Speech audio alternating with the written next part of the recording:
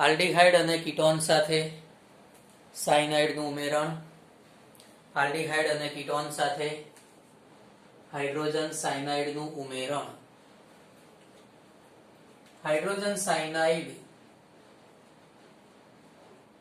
એમાં જ્યારે આપણે બેઝિક માધ્યમમાં પ્રક્રિયા કરીશું, બેઝિક માધ્યમમાં જો પ્રક્રિયા કરીએ તો પ્રક્રિયાની પ્રબળતા વધશે, પ્રક્રિયાની ક્રિયાશીલતા વધશે, પ્રક્રિયાની પ્રતિક્રિયાત્મકતામાં વધારો જોવા મળશે. કેમ કે જે સાયનાઇડ બને છે એ સાયનાઇડ આયન એ પ્રબળતાથી કેન્દ્ર અનુરાગી પ્રક્રિયક તરીકે વર્તે છે. જ્યારે પણ હાઇડ્રોજન સાયનાઇડની પ્રક્રિયા બેઝિક માધ્યમમાં કરીશું ત્યારે સાયનાઇડ આયન બનશે જે પ્રબળ કેન્દ્ર અનુરાગી પ્રક્રિયક તરીકે વર્તશે અને આલ્ડીહાઇડ કીટોન સાથે પ્રક્રિયા કરશે. આલ્ડીહાઇડ કીટોનનો જે કાર્બોનિલ સમૂહ છે એ કાર્બોનિલ સમૂહ સાથે એની પ્રક્રિયા થશે અને સાયનાઇડ એ કાર્બોનિલ સમૂહ સાથે પ્રક્રિયા કરે એટલા બને છે સાયનોહાઇડ્રીન. સાયનાઇડ જ્યારે કાર્બોનિલ સમૂહ સાથે પ્રક્રિયા કરે છે ત્યારે સાયનોહાઇડ્રીન સંયોજનો બનશે. પ્રક્રિયામાં સામાન્ય સમીકરણ લખીએ તો આ કાર્બોનિલ સમૂહ કહેવાય. કાર્બોનિલ સમૂહ એમાં ઓક્સિજન ઉપર ડેલ્ટા માઇનસ અને કાર્બન ઉપર ડેલ્ટા પ્લસ ધન વીજભાર જોવા મળશે. સાયનાઇડ સાથે પ્રક્રિયા થશે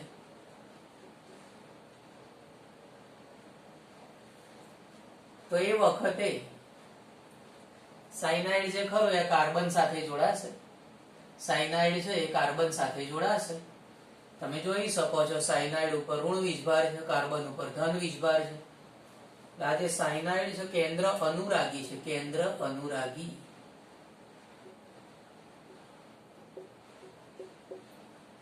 ધન ભારિત કાર્બનના કેન્દ્ર વડે આકર્ષાશે. સાયનાઇડ કાર્બન સાથે જોડાશે. સાયનાઇડ જોડાઈ ગયો કાર્બન સાથે. ઓક્સિજન જે ખરો એ ઓક્સિજન ઉપર ઋણ વીજભાર આવી જશે. કેમ કે આ જે બે બંધ છે એમાંથી એક બંધના ઇલેક્ટ્રોન ઓક્સિજન ઉપર જતા રહેશે. બે બંધમાંથી એક પાઈ બંધ છે એના ઇલેક્ટ્રોન ઓક્સિજન ઉપર જતા રહે એટલે ઓક્સિજન ઉપર ઋણ વીજભાર જોવા મળશે. એની પ્રક્રિયા કરીશું H+ સાથે. H+ સાથે પ્રક્રિયા કરીશું O સાથે H જોડાઈ જશે. O સાથે H જોડાઈ જાય તો આ જે સંયોજન બન્યું જેને આપણે સાયનોહાઇડ્રીન કહીએ છીએ. શું બની ગયું? સાયનોહાઇડ્રીન સંયોજન બની જશે. હાઇડ્રોજન સાયનાઇડની OH- સાથે પ્રક્રિયા થશે. હાઇડ્રોજન સાયનાઇડ OH- સાથે પ્રક્રિયા કરે એટલે સાયનાઇડ આયન બનશે. સાયનાઇડ આયન એ કેન્દ્ર અનુરાગી આયન છે. આ સાયનાઇડ આયન છે એ કાર્બોનિલ સમૂહ સાથે પ્રક્રિયા કરશે. એમાં કાર્બોનિલ સમૂહનો જે આ કાર્બન છે, કાર્બોનિલ સમૂહનો આ કાર્બન એની સાથે સાયનાઇડ જોડાશે. સાયનાઇડ આપણે જોડી દીધેલું છે. આ પાઈબંધ હતો એનો ઇલેક્ટ્રોન ઓક્સિજન ઉપર જતા રહેશે. પાઈબંધના બે ઇલેક્ટ્રોન ઓક્સિજન ઉપર જતા રહે એટલે ઓક્સિજન ઉપર 6 ઇલેક્ટ્રોન માઇનસ વીજભાર સાથે આવશે. પછી H+ સાથે પ્રક્રિયા કરીશું તો O સાથે H જોડાઈ જાય એટલે OH બની જશે. સાયનાઇડ તો હતું જ. તો સાયનોહાઇડ્રીન સંયોજન બન્યું. ધારો કે આપણે આનું એક્ઝામ્પલ લઈએ. આનું એક્ઝામ્પલ પાઠ્યપુસ્તકમાં ડાયરેક્ટલી આપ્યું નથી, પણ ધારો કે હાઇડ્રોજન સાયનાઇડ સાથે પ્રક્રિયા કરીએ. આ જે ખરું એ છે ઇથેનોલ. તો ઇથેનોલની હાઇડ્રોજન સાયનાઇડ સાથે પ્રક્રિયા કરીશું. આ જે H છે એ O સાથે જોડાઈ જશે. સાયનાઇડ છે કાર્બન સાથે જોડાઈ જશે. H છે એ ઓક્સિજન સાથે જોડાશે, સાયનાઇડ છે એ કાર્બન સાથે જોડાય છે એટલે CH3 CHOH. ઓકે, H કોની સાથે જોડે? O સાથે જોડી દીધો એટલે અહીંયા OH લખાશે.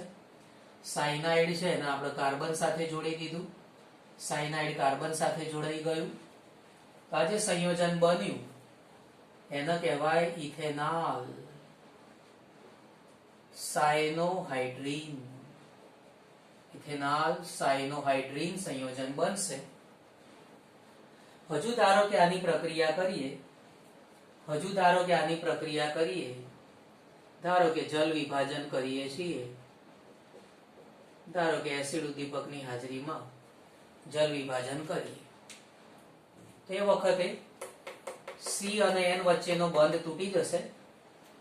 C અને N વચ્ચેનો બંધ તૂટી જશે. C અને N વચ્ચેનો બંધ આપણે તોડી નાખ્યો. CN બંનેને છૂટા પાડી દીધા. આ જે 2 મોલ પાણી છે એ 2 મોલ પાણીમાંથી ઓક્સિજન અને હાઇડ્રોજન જોડાશે. અહીંયા જે કાર્બન હતું એમાંથી COOH બનાવી દીધું, નાઇટ્રોજન માંથી એમોનિયા બનાવી દીધું. અહીંયા જે કાર્બન હતો એમાંથી COOH બનાવી દીધું.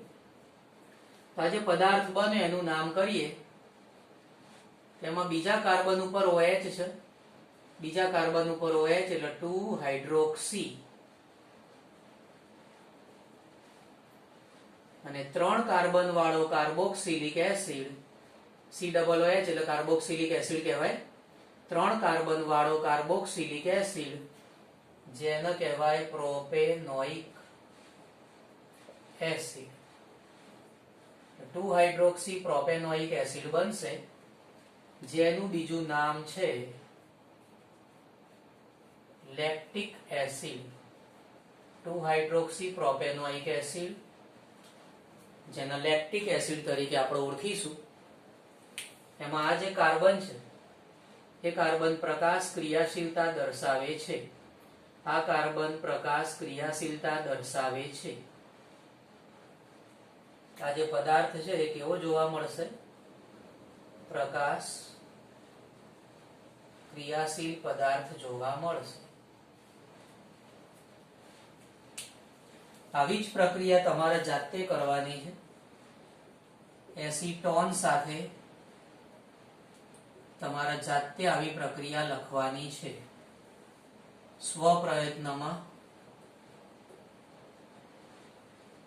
આવી પ્રક્રિયા તમારે એસીટોન સાથે જાતે આવી પ્રક્રિયા લખી નિપજ બનાવવાની છે.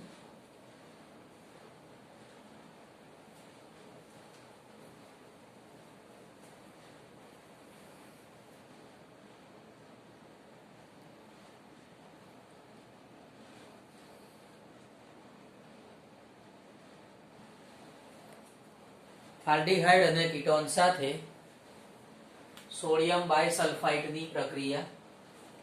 આ જે સોડિયમ હાઇડ્રોજન સલ્ફાઇડ લખેલું છે એ સોડિયમ હાઇડ્રોજન સલ્ફાઇડ, એનું જ નામ સોડિયમ બાયસલ્ફાઇડ પણ કહેવાય છે. સોડિયમ હાઇડ્રોજન સલ્ફાઇડ જેને કહેવાય સોડિયમ બાયસલ્ફાઇડ. પ્રક્રિયા કરીએ તો આ કાર્બોનિલ સંયોજન છે. ધારો કે આને હું લખું મૂળ કાર્બોનિલ સંયોજન. મૂળ કાર્બોનિલ સંયોજન ધારો કે ઇથેનોલ હોય અથવા પ્રોપેનોલ હોય, બરાબર. ઇથેનોલ, પ્રોપેનોલ વગેરે જેવું કાર્બોનિલ સંયોજન હોય. એની પ્રક્રિયા કરવાની છે સોડિયમ હાઇડ્રોજન સલ્ફાઇડ સાથે NaHSO3 સાથે પ્રક્રિયા કરીશું. NaHSO3 એના આપણે 2 ભાગ પાડી દઈએ. એક ભાગ Na કરી દઈએ, બીજો ભાગ OSO2H. ઓકે, આના મેં 2 ભાગ કરી દીધા. એક ભાગના આપણે Na કીધો, બીજો ભાગ છે એના OSO2H. એને ઉપર પ્લસ હોય, આના ઉપર માઇનસ હોય, એને ઉપર પ્લસ હોય, આના ઉપર માઇનસ હોય. આ એને છે એને ઓક્સિજન સાથે જોડી દઈએ. એને છે એ ઓક્સિજન સાથે જોડાઈ જશે આ રીતે. એને હોય ઓક્સિજન સાથે જોડાય એટલે ONA. અને આ જે OSO2H છે એ આ કાર્બન સાથે જોડાશે OSO2H. તો આ રીતે આપણને એક મધ્યસ્થી નિપજ મળી. આ મધ્યસ્થી નિપજ એમાં પ્રોટોન સ્થાનાંતર કરીએ. પ્રોટોન એટલે H+. તો H+ અહીંયા લખી દઈએ. એને આ બાજુ લઈ જઈએ, H આ બાજુ લાવીએ, એને આ બાજુ લાવીએ, H આ બાજુ લાવીએ, એને આ બાજુ લાવીએ. અદલ બદલ કરીશું. क्या करेंगे बच्चों? अदल बदल. तो H અને Na ની અદલા બદલી કરી તે વખતે OSO2Na O સાથે H આવશે. આ H ઓક્સિજન સાથે આવી ગયો, NH આ બાજુ જતું રહ્યું. તો આ જે નિપજ બની એના આપણે બાયસલ્ફાઇડ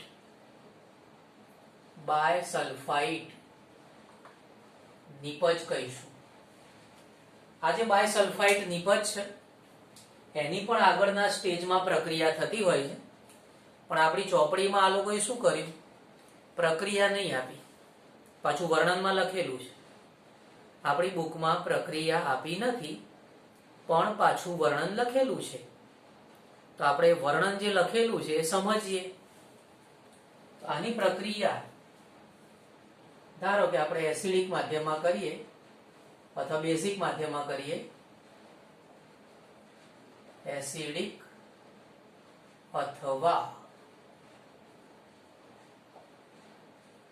બેઝિક માધ્યમમાં આની પ્રક્રિયા કરીએ તો એ વખતે આમાંથી આ જે કાર્બોનિલ સંયોજન છે, મૂળ કાર્બોનિલ સંયોજન, એ આપણને પાછું મળી જશે. અહીંયા લખીશું કે મૂળ કાર્બોનિલ સંયોજન પાછું મળી ગયું. આ ઉપરાંત ધારો કે પ્રક્રિયામાં આપણે HCl નો ઉપયોગ કર્યો છે એવું માની લઈએ. ધારો કે HCl નો ઉપયોગ કર્યો છે તો એને સાથે Cl જોડાશે એટલે NaCl બનશે. OH અને H જોડાશે એટલે પાણી બનશે. અને આ SO2 બનશે, SO2 મળશે. તો મૂળ કાર્બોનિલ સંયોજન પાછું મળ્યું. તો આ પ્રક્રિયાનો ઉપયોગ શું? તો આ જે કાર્બોનિલ સંયોજન છે શરૂઆતમાં જે લીધેલું એ અશુદ્ધ કાર્બોનિલ સંયોજન છે, અને એમાંથી આ જે મળશે ફરીથી જે પાછું મળ્યું એ શુદ્ધ કાર્બોનિલ સંયોજન છે. એટલે આ જે પ્રક્રિયા છે એ શુદ્ધિકરણ માટે ઉપયોગમાં લઈ શકાય છે. શેના માટે? શુદ્ધિકરણ કરવું હોય પદાર્થનું તો એના માટે એનો ઉપયોગ આપણે કરી શકીએ છીએ. તો સૌથી પહેલા કાર્બોનિલ સંયોજન એની સોડિયમ બાયસલ્ફાઇડ સાથે પ્રક્રિયા કરીશું. એમાંથી Na છે એને O સાથે જોડીશું અને OSO2H એને અહીંયા આગળ કાર્બન સાથે જોડીશું. પછી પ્રોટોન એટલે કે H+ નું સ્થાનાંતર કરીશું. તો H આ બાજુ આવશે, Na આ બાજુ જશે, H આ બાજુ આવશે, Na આ બાજુ જશે. તો આ રીતે H અહીંયા આવી ગયો, Na ઉપર જતું રહ્યું. તો બાયસલ્ફાઇડ નિપજ બની. પછી માધ્યમ છે એને એસિડિક કરીશું. બરાબર, મિનરલ એસિડ વાપરીશું જેને ખનિજ એસિડ કહેવાય. તો ખનિજ એસિડનો ઉપયોગ કરીશું અથવા બેઝિક માધ્યમનો ઉપયોગ કરીને પ્રક્રિયા કરી શકાય છે. એમાંથી મૂળ કાર્બોનિલ સંયોજન પાછું મળી જશે. NaCl, SO2, પાણી વગેરે બનશે. આ જે મૂળ કાર્બોનિલ સંયોજન બન્યું એ શુદ્ધ સ્વરૂપે મળશે. આ શુદ્ધિકરણ માટે પણ આનો ઉપયોગ કરી શકાય છે. ધારો કે આપણે એનું એક્ઝામ્પલ લઈએ. ધારો કે આ ઇથેનોલ છે. ઇથેનોલ હાલ વિચારો કે અશુદ્ધ ઇથેનોલ છે, અશુદ્ધ.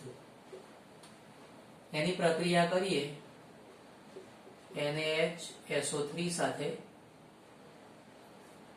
તે વખતે એમાંથી આપણને નિપજ મળશે CH3 પછી CH OH SO3 Na. Okay, આમાં જે બે સ્ટેપ કર્યા છે ને, બે સ્ટેપ, આ પહેલું સ્ટેપ ને આ બીજું સ્ટેપ, એ આમાં ભેગા કર્યા છે. આમાં જે પહેલું સ્ટેપ છે અને બીજું સ્ટેપ એ આમાં ભેગા કર્યા છે. પહેલું પહેલું, બીજું બીજું, એ બંને ભેગા કર્યા છે અહીંયા. પહેલું બીજું, આમાં બંને સ્ટેપ ભેગા છે. અને ત્યારબાદ HCl સાથે પ્રક્રિયા કરીશું તો આ પદાર્થ જે બને ને સ્ફટિકમય પદાર્થ હોય. સ્ફટિકમય પદાર્થ હોય ને એનો અલગ કરવો સહેલો પડે.